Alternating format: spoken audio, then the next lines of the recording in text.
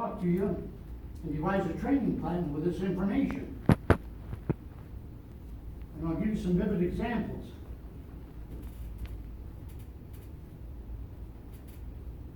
Damon had a runner here by the name of Boris Buren,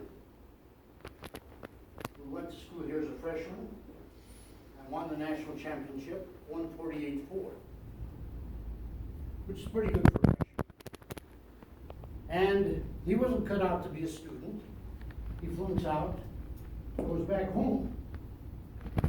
And he had a sort of a dysfunctional family, not a very good family.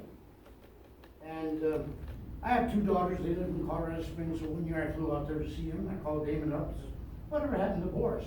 This is 2.5 years later. And I never knew the kid personally. And he said, "Coach, he lives in Colorado Springs, he's working at McDonald's." And I said, "Give me his phone number, I'm gonna call him up and have a cup of coffee with him. Just talk about the good old days at Adams State." Well, I got a hold of him, met him for a cup of coffee, we started visiting. And I said, "Boris, have you ever had a desire to run at a higher level?" I said, "Coach, I'd give my right arm if I could. I don't have any money, I don't have a coach." I said, "Well, do you want to do it?" "Well, I have a girl by the name of Brenda Martinez who runs at the Big Bear, and her husband is handling the workouts for me, Carlos Handler."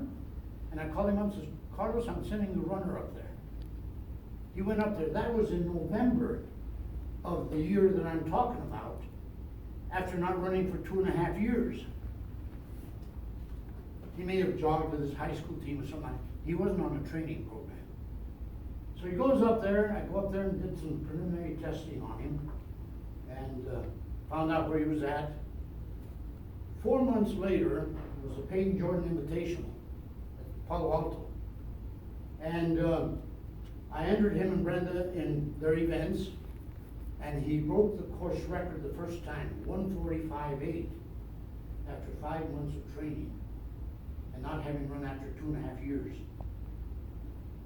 I'm telling you what's possible. Then, 2 weeks later, we go to the Ducky Drake Invitational at UCLA. He ran 1:45.6.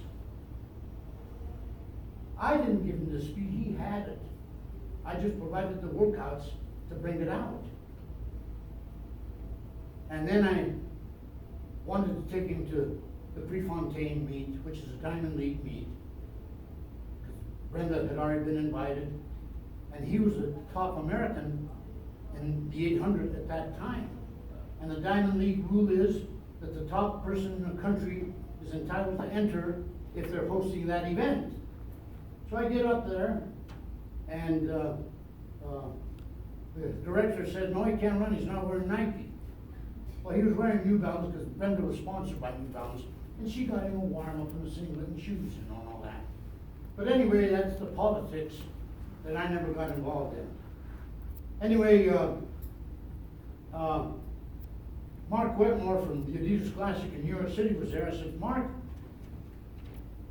I want this kid to be entered." Is that Mark Dorian? I'm a cousin of Pablo Vigil. Mark Dorian, how are you, son? Good to see you, Coach. Great to see Anyway, I said, send him a plane ticket, give him $100 a day to eat on, put him up in a hotel for 3 or 4 nights, he'll do a great job for you. Well, they had invited Rhodesia, the world record holder, to run in that meet. And he was motivated. He ran his 3rd race in, by that time, 3 years. And he ran 1:43.78. I couldn't believe it, you know. And Carlos couldn't believe it, the guy that was handling the workouts. And the guy from Monaco was there and saw this, so they invited him to go to Monaco. And he ran another 1:43.34. Anyway, I applied my system of training to him, and I want to tell you how an 800-meter runner should train. Because all of you people have 800-meter runners at one time or another. This is 1:56.